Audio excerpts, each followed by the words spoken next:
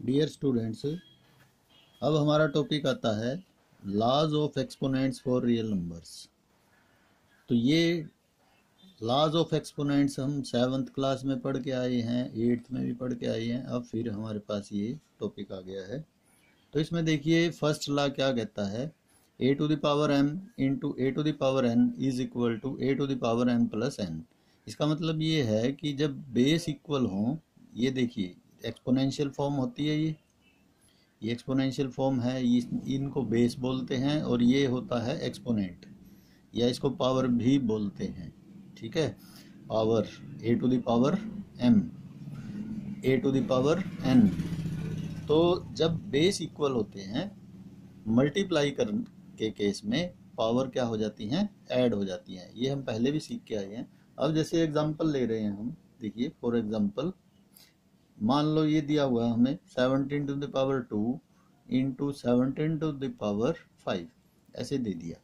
तो अब इस केस में क्या होगा, देखो ये बेस है 17 और ये 17 बेस है, तो सेम है दोनों, तो पावर क्या हो जाएंगी, ऐड हो जाएंगी। क्यों? क्योंकि मल्टीप्लाई है, बीच में डॉट दिया हुआ है, डॉट का मतलब मल्टीप्लाई होता है। तो 17 टू द पावर 2 प्लस 5 क्या बन जाएगा, ये 17 टू द पावर 7। तो ये हमारा जो है सॉल्यूशन आ जाएगा। तो इस तरह से सॉल्व करेंगे हम। और एग्जांपल ले लीजिए, मान लो इस तरह से एग्जांपल दिया है 17 to the power 2 into 17 to the power -5 दे दिया।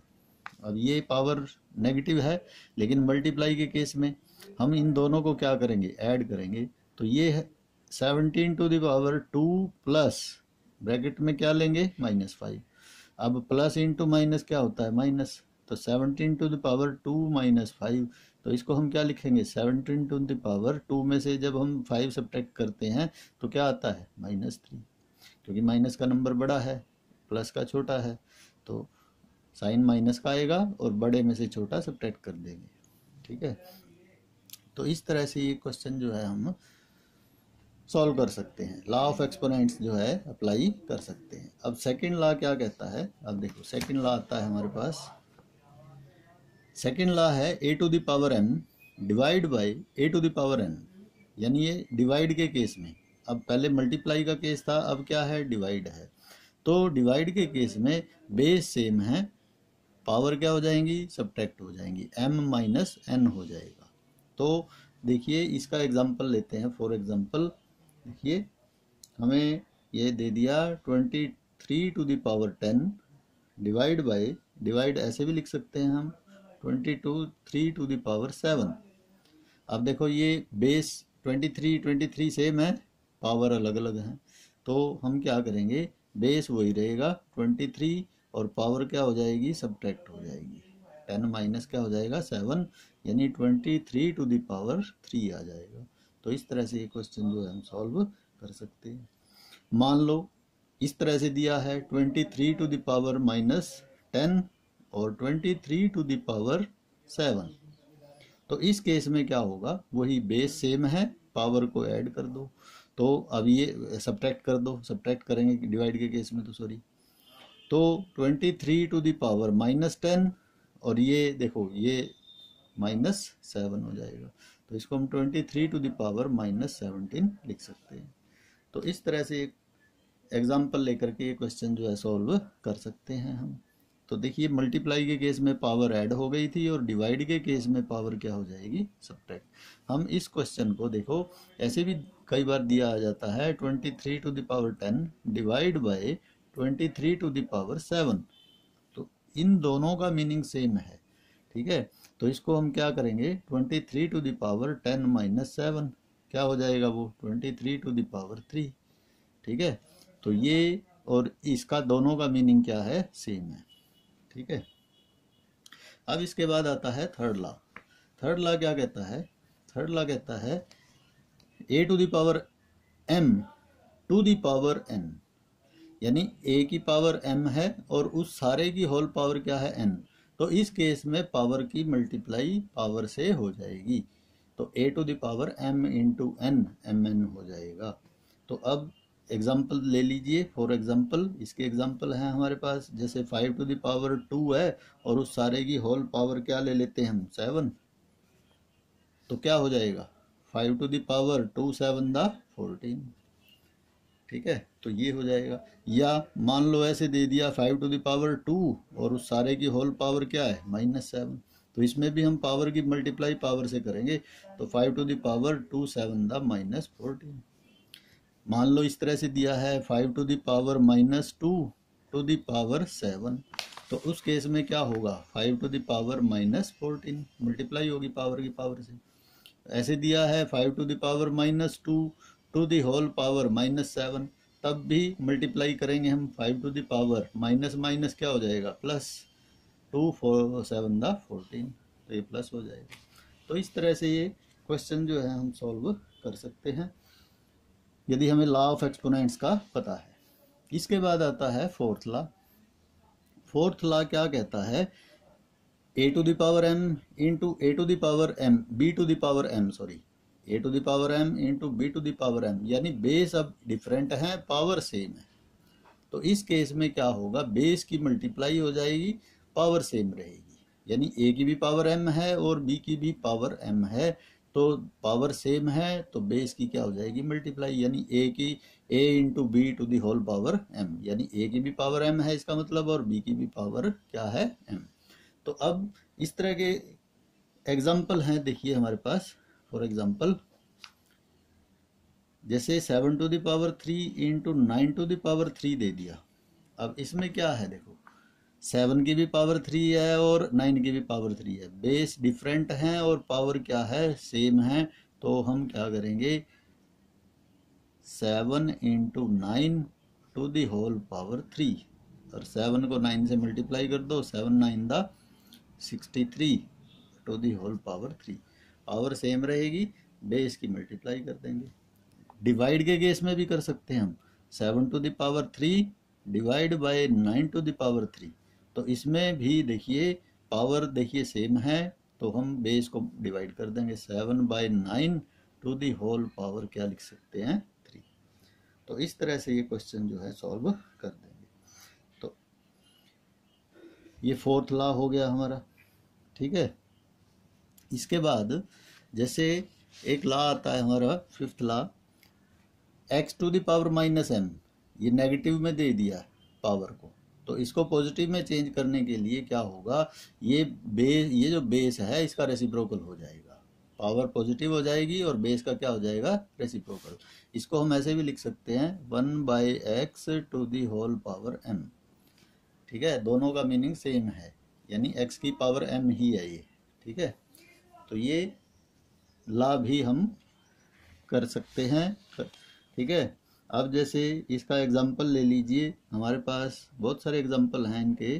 तो जैसे ये दे दिया 2 टू द पावर -3, इसको पॉजिटिव इंडिसेस में लिखना है, पॉजिटिव बनाना है, तो हम क्या करेंगे 1/2 करेंगे और उसकी पावर क्या हो जाएगा 3, या इसको हम 1/2 टू द पावर 3 लिख सकते हैं, क्योंकि 1 की पावर 3 1 ही रहेगा और 2 की पावर 3 लिख देंगे, तो ये पॉजिटिव में चेंज हो गया देखो, ठीक है।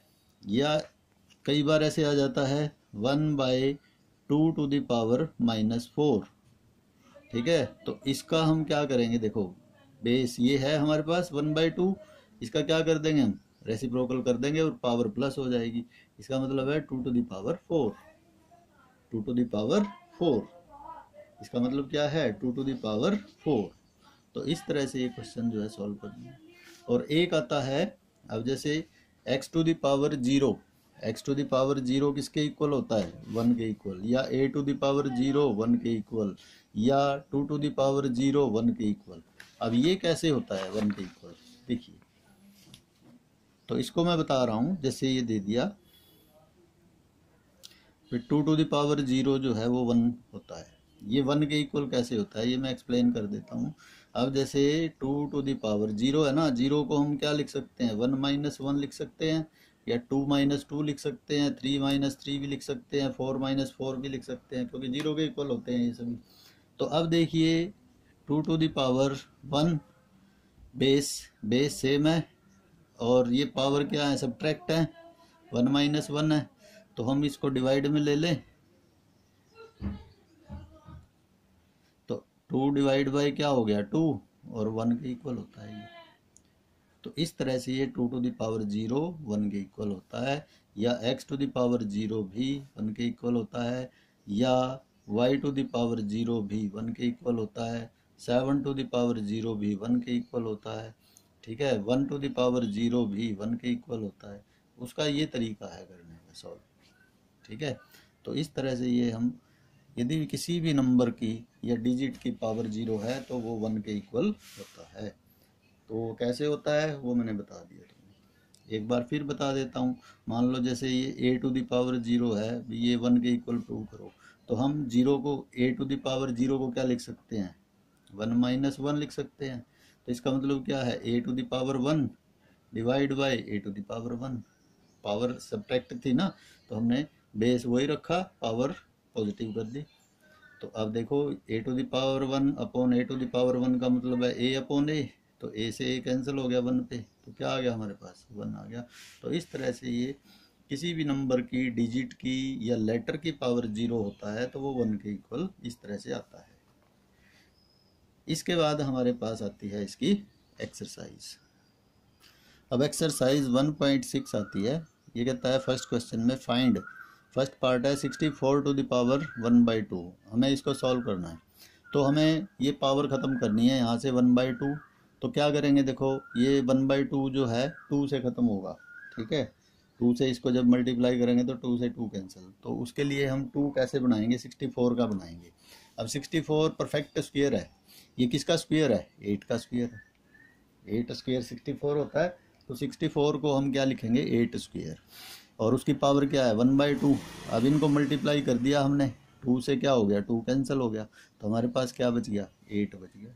क्या बच गया हमारे पास 8। तो इस तरह से ये देखो 2 से 2 कैंसिल हो गया, तो 8 की पावर 1 बच गया, यानी 8 हो गया हमारा।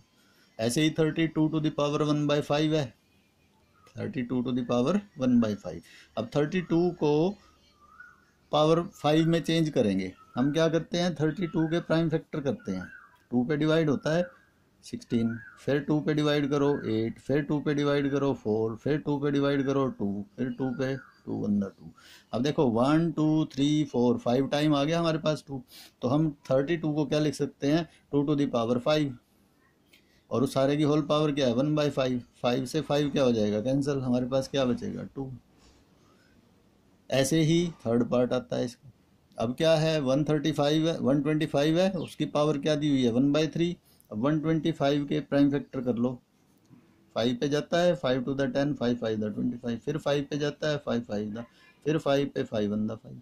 तो 5 इंटू 5 इंटू 5 यानी 5 का क्यूब हो गया ये। तो 5 क्यूब जो है वो 125 जो है 5 क्यूब के इक्वल है, हमने इसको 5 टू द पावर 3 लिख लिया, और सारे की होल पावर क्या है 1/3। तो पावर को पावर से मल्टीप्लाई कर दिया, 3 से 3 कैंसिल, क्या बच गया हमारे पास 5 बच गया। तो ये आ जाएगा। तो इस तरह से इस क्वेश्चन को सॉल्व करते हैं। अब इसके बाद सेकंड आता है इसका सेकंड क्वेश्चन। अब इसकी वैल्यू फाइंड करनी है। फाइंड फर्स्ट पार्ट में 9 टू द पावर 3/2। क्या होता है 9 टू द पावर 3/2। हम क्या करेंगे, अब 9 है, 9 को पावर 2 में चेंज करेंगे। अब 9 के प्राइम फैक्टर करो, 3 3 द 9, 3 1 द 3, यानी 3 स्क्वायर के इक्वल होता है।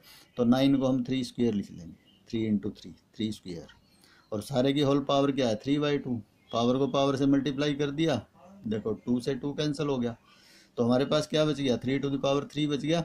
और 3 टू द पावर 3 का मतलब क्या है 3 इंटू 3 इंटू 3, यानी 27, 3 3 द 9, 9 3 द 27। तो ये 27 आंसर आ जाएगा। इसके बाद सेकंड है हमारे पास पार्ट इसका 32 टू द पावर 2/5 है। अब फिर वही 2 पावर 2/5 आ गई, ऊपर 1/5 थी, अब 2/5 आ गई। तो हम क्या करेंगे 32 को पावर 5 में चेंज करेंगे। क्या किसकी पावर होता है, 2 की पावर 5 ऊपर किया था हमने, तो इसको 2 टू द पावर 5 लिख सकते हैं। इनटू क्या है 2/5, पावर को पावर से मल्टीप्लाई कर दो, 5 से 5 कैंसिल, 2 की पावर 2 बच गया। 2 टू द पावर 2 क्या होता है 4, यानी 2 इंटू 2 4।